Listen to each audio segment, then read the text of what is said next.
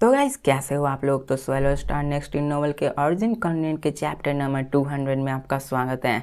तो चलिए शुरू करते हैं। तो जैसा कि हमने पिछले एपिसोड में देखा कि लू फेंग अपने मास्टर से मिलने आ चुका होता है, जिसके बाद हमें लू फेंग को दिखाया जाता है जो मास्टर से कहता है, मास्टर आखिरकार मुझे एक 24 लाइफ फॉर्म्स की मटेरियल्स को खरीदने में कितना पैसा लगेगा। अब यहाँ पर वो कहते हैं कि ये लाइफ फॉर्म्स बहुत ही वैल्यूबल्स हैं। अगर इसके कंप्लीट ब्लड लाइन जो कि रिफाइन हुआ है उसको अगर खरीदना चाहोगे तो इसके लिए तुम्हें 1 बिलियन मेरिट पॉइंट्स लगने वाले हैं।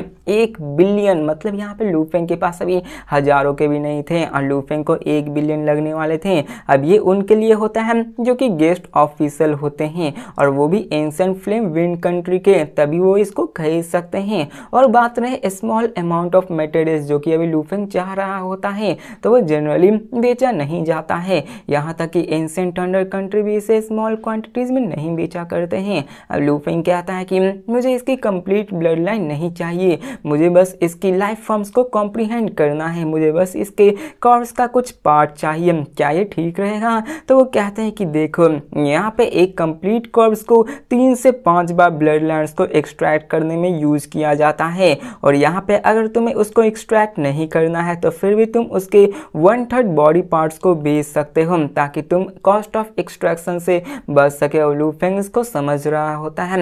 यहाँ पे ये भी समझता है कि एक क्रिएचर जो कि 24 लाइफ फॉर्म्स ह्यूआनमू ब्लड लाइन से बना हो उसको खरीदने में ही लू फेंग को बिलियंस मेरिट पॉइंट्स लगने वाले होते हैं। अगर उसको टुकड़ों में बांट कर ना बेचा जाए तो लू फेंग अभी तो गरीब हो जाएगा, जितने पैसे वो भी लुट जाएंगे। यहाँ पे डिफिकल्ट है, यहाँ तक कि लॉर्ड ऑफ टियानकुन या फिर लॉर्ड ऑफ सीहॉ को भी ये सब कलेक्ट करने में उन सब के पास भी इतने सारे ट्रेजर्स नहीं है कि वो मिलाकर 10 बिलियन मेरिट पॉइंट्स तक पहुंच सके, क्योंकि यहाँ पे इन सबको कलेक्ट करने के दौरान आपको अपनी जान को भी जोखिम में रखना पड़ता है, जिसके कारण आप इसमें एक दफ़ा नहीं बल्कि कई दफ़ा मारे जा सकते हैं, जिसके कारण आपका जितना फ़ायदा नहीं हुआ उतना तो नुकसान हो जाएगा। और यहाँ पे 100 बिलियन मेरिट पॉइंट्स, इसके बारे में लू फेंग सोच भी नहीं सकता था। अब ये 100 बिलियन मेरिट पॉइंट्स इतने ज़्यादा होते हैं कि ये गॉड किंग गेस्ट के हाईएस्ट लेवल के अंदर आता है, मतलब इससे ज़्यादा का कोई भी गेस्ट किंग का और बंदा इससे ज़्यादा एक्सचेंज कर ही नहीं सकता। यहाँ तक कि एंशिएंट कंट्री ऑफ थंडर में भी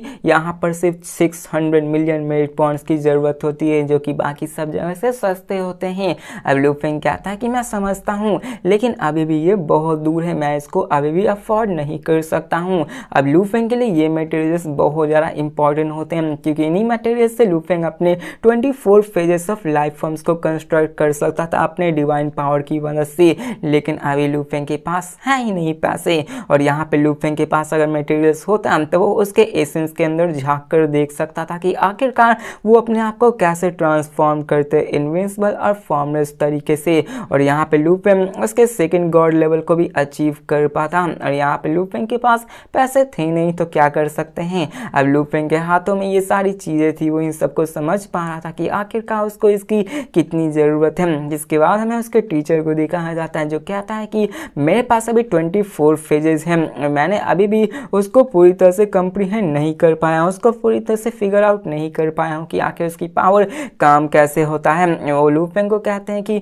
चिंता मत करो। लू फेंग भी बहुत ही धैर्यपूर्वक से यहाँ पे सुन रहा होता है, उसे इतनी जल्दबाजी नहीं होती है। जिसके बाद वो उसे कहते हैं कि तुम्हें इसके एसेंस को समझना होगा, तुम्हें पता होना चाहिए कि जब तुम इनविंसिबल और फॉर्मलेस हो गए तब तुम इस चेंज को समझ सकते हो ताकि तुम अपने आप को पावरफुल बना सको। अब बताया जाता है कि जब लू फेंग गॉड किंग बना होता है तो उस वक्त लू फेंग सुप्रीम रूल के द्वारा मर्ज किया गया हुआ था। जैसे मैंने बताया था उस वक्त की जब लू फेंग गॉड किंग में ब्रेक थ्रू हुआ था तो उस वक्त लू फेंग एक अलग ही जगह पे चले गया था, जहाँ पे लू फेंग को इस यूनिवर्स के सच्चाई के बारे में थोड़ा थोड़ा पता चल रहा होता है। और यही सुप्रीम रूल होता है जहाँ पे लू फेंग इन सारे ओरिजिन वर्ल्ड के बॉर्न होते हुए देख पा रहा होता है कि ये कैसे बना हुआ था। और यहाँ पे लू फेंग अगर इस सुप्रीम रूल से भी ऊपर चला गया तो समझ रहे हो किस लेवल का बंदा बन पाएगा, जो कि आगे चल के लू फेंग तो बनेगा ही। और यहाँ पे ऐसे ही हमें ह्यूआनमू ब्लड लाइन क्रिएचर्स के बारे में बताया जाता है कि कैसे इनके अंदर भी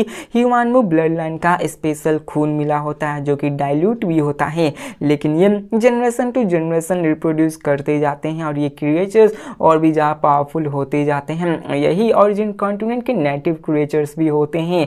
जिसके बाद हमें दिखाया जाता है उसके टीचर को जो उसको 2 पैकेज ऑफ 5 कलर प्रीसेड मेडिसिन लू फेंग को देते हुए कहते हैं कि इसे रख लो, और अपने हाथों से निकालते हैं और 2 बोतल्स लू फेंग को पकड़ा देते हैं जिसमें से बहुत ही पावरफुल ऑरा निकल रही थी। अब ये देखकर लू फेंग बहुत ही सरप्राइज हो जाता है और कहता है कि मास्टर, मैंने अभी भी 20 million made points worth of treasures को प्रिपेयर नहीं किया है। तो वो कहते हैं कि जब रेडी हो जाए तब तुम मुझे दे सकते हो। अब डीचू बहुत ही अलग अंदाज से कह रहा था, यहाँ पे लू फेंग को जरूरत थी तो उन्होंने लू फेंग को दे दिया, कहा कि पैसे तुम बाद में दे सकते हो। अब लू फेंग उसे जल्दी से ले लेता है, जिसके बाद एम्परर चू लू फेंग से कहते हैं कि तुम्हारे पास कई सारे क्लोन्स मौजूद हैं। मैं तुम्हें याद दिलाना चाहूँगा कि जब तुम अपने 5 कलर प्रीसेड मेडिसिन को लो तो तुम्हें अपने रियल बॉडी के साथ ही इसको लेना है। अगर तुमने अपने वीक क्लोन के साथ इसको मर्ज किया तो इस प्रीसेड मेडिसिन का इफेक्ट कमज़ोर हो जाएगा। तो लू फेंग कहता है मैं समझता हूँ। जिसके बाद वो कहते हैं कि तुम यहाँ पे गॉड किंग बहुत ही लंबे अरसे से रह चुके हो, लेकिन फिर भी तुमने अभी तक second level inheritance God king realm 72 cutting shots और 8 ट्रिबुलेशन लाइफ फॉर्म्स का इनहेरिटेंस को अभी तक नहीं लिया। आखिर ऐसा क्यों? अब यहाँ पे उन्होंने लू फेंग को ये इनहेरिटेंस दे दी होती है, लेकिन लू फेंग ने अभी लिया नहीं होता है। लू फेंग ने इन सारे को लिया होता है, जिसके कारण उनके अंदर से जो क्रेडिट्स होते हैं वो डिडक्ट हो चुके होते हैं। और एम्परर चू लू फेंग के बारे में अच्छे से जानते थे कि लू फेंग कभी भी उस इनहेरिटेंस को क्लेम करने गया ही नहीं था। अब यहाँ पे हमें बताया जाता है कि वो कहते हैं कि मैं जानता हूँ कि तुम इन्फिनाइट स्पेस में गए हुए थे, तुम वहाँ के ट्रेजर हाउस में भी गए थे और वहाँ पे बहुत ही अच्छे अच्छे स्पेशल इनहेरिटेंस को भी देखे थे, यहाँ तक कि परफेक्ट इनहेरिटेंस को भी तुमने देखा होगा, इसलिए शायद तुमने उसे चूज नहीं किया। लेकिन मैं तुम्हें बता दूं कि अभी तुम्हें उन सब की ज़रूरत नहीं है। तुम्हें 72 कटिंग फॉर्म ब्लेड्स और 8 ट्रिबुलेशन लाइफ फॉर्म्स को सीखना चाहिए, क्योंकि तुम्हें पता होना चाहिए कि ये अभी अगर तुम सीख लोगे तो आगे चल के ये तुम्हारी मदद करेंगे। और अगर तुम हायर इनहेरिटेंस की तरफ जाओगे तो इसका मतलब ये हुआ कि उसकी डिफिकल्टी लेवल भी उसके अनुसार बढ़ती जाएगी। और इम्पॉर्टेंट तो ये है कि हायर इनहेरिटेंस में और भी ज़्यादा रिवॉर्ड फंड की ज़रूरत होती है, जो कि इनफिनाइट स्पेस ट्रेजर हाउस में तुम्हें बहुत ही रेयरली मिलेंगे। अब यहाँ पे उसके टीचर लू फेंग को ये समझा रहे होते कि बच्चे अभी जो तुम्हें मिल रहा है वो खा लो ना, क्या तुम महंगे डिशेज के पीछे पड़े हुए हो। जिसके बाद हमें बताया जाता है कि वो कहते हैं कि तुम अपने स्पेशल इनहेरिटेंस के first level of God king को रिडीम कर सकते हो, लेकिन second level of God Kings के लिए तुम्हें 12,000 रिवॉर्ड्स पॉइंट्स लगेंगे। वहीं पे अल्टीमेट लेवल के लिए तुम्हें 60,000 रिवॉर्ड पॉइंट्स की ज़रूरत है, जो कि बहुत ही मुश्किल से मिल सकते हैं, वो भी इन्फिनाइट स्पेस में। अब इन्फिनाइट स्पेस के बारे में याद नहीं किसी को तो मैं उन्हें बता दूं कि वहाँ पे एक एक रिवॉर्ड पॉइंट्स भी कलेक्ट करना मानो सदियाँ लग जाती, मतलब आपको मॉन्स्टर्स को कंप्लीटली मारना पड़ता था। वहाँ पे इतना आसान नहीं होता है इनहेरिटेंस पॉइंट्स को कलेक्ट करना। और यहाँ पे वो बताते हैं कि तुमने भले ही अपनी न्यू पाथ को ब्रेक थ्रू किया है और तुम्हें 10,000 रिवॉर्ड्स पॉइंट मिल चुके हैं, लेकिन तुम्हें बताऊं कि आखिरकार ऐसे कितने ही बंदे हैं जिन्होंने अल्टीमेट लेवल स्पेशल इनहेरिटेंस को अफोर्ड कर पाए हैं। अब लू फेंग भी इन सारी चीज़ों को समझ पाता है, क्योंकि यहाँ पे लू फेंग को जो 10,000 बोनस पॉइंट्स वो तो लक की वजह से मिल गया था। लू फेंग का बॉडी केओस रियलम में था, उसकी माइंड अपने ultimate realm of God king पे पहुंच चुकी थी, उसी के कारण लू फेंग को 10,000 पॉइंट्स मिल पाए थे, वरना लू फेंग अपनी सदिया बिता देता, तभी जाके लू फेंग को इतने पॉइंट्स मिल पाते हैं। और यहाँ तो 60,000 रिवॉर्ड पॉइंट्स की ज़रूरत है अल्टीमेट लेवल टेक्निक को परफॉर्म करने के लिए, उसको पाने के लिए। तो आखिरकार लू फेंग इसको इतना ज़्यादा कैसे करेक्ट कर सकता है, जिसके बाद वो कहता है कि सुपीरियर इनहेरिटेंस को पाना आसान है, लेकिन अल्टीमेट रियलम को पाना ये तो बहुत ही मुश्किल होता है। तो लू फेंग कहता है कि डिस्पस समझता है, मैं अभी जाके उन दोनों इनहेरिटेंस को ले लेता हूँ। जिसके बाद लू फेंग उसी दिन वहाँ पर अपने उसी इनहेरिटेंस हॉल में जाता है, जहाँ पे लू फेंग 72 सॉर्ट्स ऑफ डिस्ट्रक्शन और 8 ट्रिबुलेशन लाइफ फॉर्म्स को क्लेम कर लेता है, जहाँ पे उसके बाद लू फेंग 20 मिलियन मेड पॉइंट्स के ट्रेजर्स अपने मास्टर को दे देता है। अब एम्परर चू जैसे उन ट्रेजर्स को देखते हैं उन्हें पता चल जाता है कि ये कहीं और नहीं ड्रीम रियलम से आए हुए हैं, और इसको देखकर वो सिर्फ स्माइल करते हैं और लू फेंग से कुछ कहते नहीं, क्योंकि वो भी खुश हो रहे थे कि इनका डिस्पल इतना ज़्यादा पावरफुल बन चुका है कि वो अभी से ही ड्रीम रियलम में जाकर इतने सारे ट्रेजर्स ला सकता है।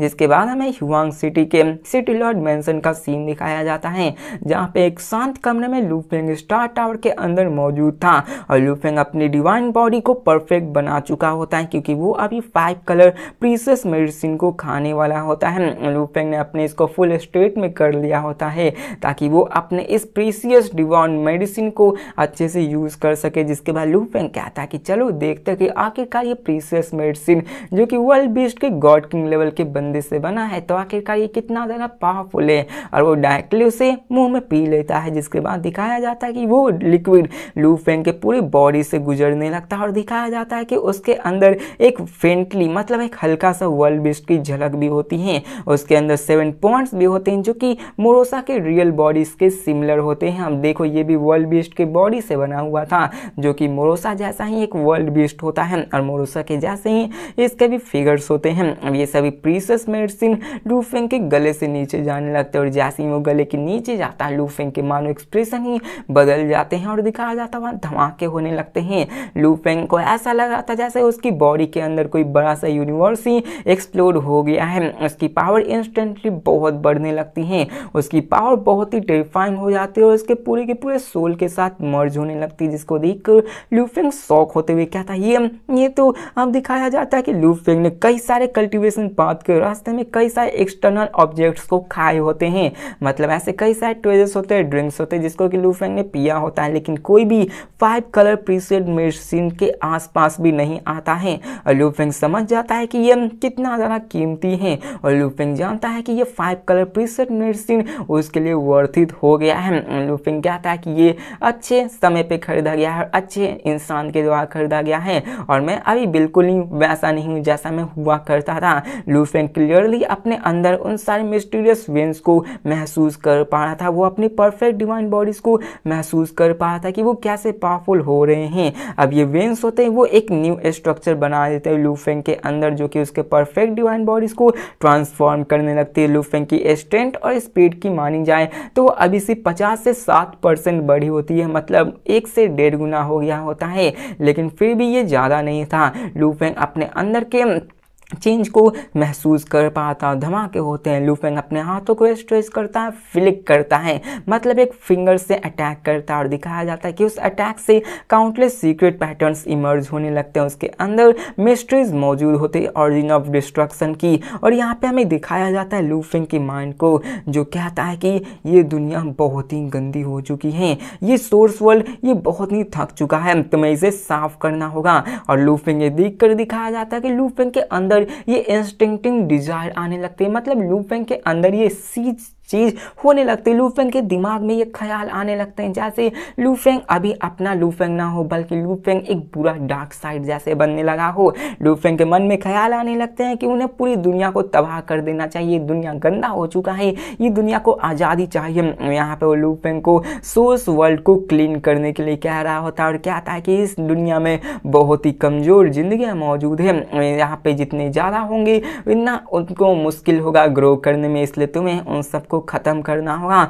उन सब के बड़ी संख्याओं को हटाकर यहाँ पे उन कमजोर बंदों को मिटाकर तुम्हें इन रिसोर्सेज को बचाना होगा, तभी तुम इन सबको नॉरिश कर सकते हो और अपने इलाइट और एक्सीलेंट बन सकते हो। जिसको यहाँ पे लू फेंग भी पूरी तरह से हैरान हो जाता है, क्योंकि लू फेंग को अभी खुद समझ नहीं आ रहा होता कि वो सोच क्या रहा था। लू फेंग अपने स्ट्रॉन्ग विल की वजह से बच जाता है और लू फेंग इस इंस्टेंटली समझ जाता है कि उसके साथ कुछ ना कुछ गलत हो रहा है, क्योंकि आज तक लू फेंग ने ऐसा कभी नहीं सोचा था और लू फेंग के मन में भी ख्याल आया था इस पूरे यूनिवर्स को डिस्ट्रॉय करने के लिए। यहाँ पे हमें पता चलता है कि उस मेडिसिन को खाने की वजह से लू फेंग का जो सोल होता है वो भी अफेक्ट हो चुका होता है। लू फेंग नोटिस करता है कि उसके अंदर मिस्टीरियस रून्स होते हैं जो कि उसके सोल को रीस्ट्रक्चर करने लगे होते हैं, जो कि उसी मेडिसिन के पावर से आई हुई होती हैं। और लू फेंग का जो सोल होता है वो परफेक्टली ऑरिजिन ऑफ डिस्ट्रक्शन से अलाइन होने लगता है, मतलब उसके ख्याल ऑरिजिन ऑफ डिस्ट्रक्शन के ख्यालों से मिलने लगते हैं और डिस्ट्रक्शन का नाम ही है